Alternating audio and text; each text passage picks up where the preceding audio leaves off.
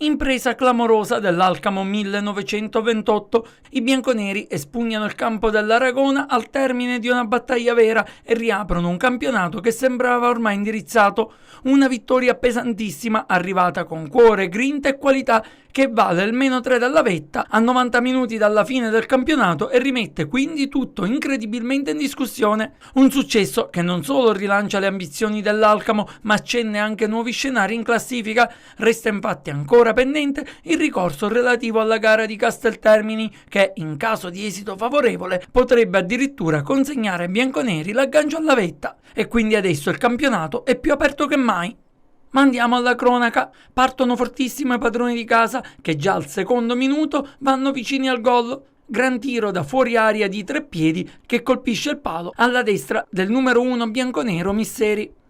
All'8° arriva il gol del vantaggio dei padroni di casa. Punizione da 25 metri e gran bolide e gol splendido di Piraneo. L'Alcamo prova a reagire e trova qualche bella azione ma senza impensierire la retroguardia agrigentina. Al 40° altra occasione sempre per 3 piedi da fuori aria, ma questa volta il tiro si infrange 2 volte sulla difesa bianconera. Nel secondo tempo cambia tutto. L'Alcamo va avanti e al 3° minuto è Tantillo a sprecare un'ottima occasione dall'interno dell'area di rigore. Poi al 10° grandissima giocata di Pulizzi che dopo aver saltato 2 avversari sorprende il portiere di casa sul proprio palo firmando il gol del pareggio. Al 24° Grillo va via sulla destra e crossa al centro per Lentini che deve solo spingerla dietro le spalle dell'incolpevole Priolo. E 2-1 per i bianconeri.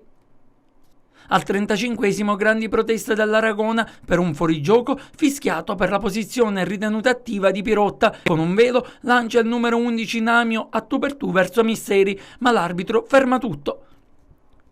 Fino al 90°, poche le occasioni da una parte e dall'altra e tanto gioco a centrocampo.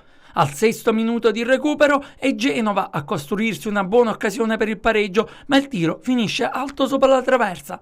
E sul ribaltamento di fronte, cross di Spina con Failla che prova a superare il difensore, ma la palla sbatte sulla mano e l'arbitro fischia il rigore. Sul dischetto il numero 5 Riccobono che non sbaglia e chiude la partita sul 3-1. 3 punti che pesano come un macigno e che tengono vive le speranze dell'Alcamo fino all'ultimo respiro del campionato. La squadra ha dimostrato carattere, organizzazione e grande determinazione, qualità fondamentali in una sfida decisiva come quella contro la capolista. Ora tutto si deciderà negli ultimi 90 minuti, con un occhio, inevitabilmente, anche rivolto alla decisione sul ricorso.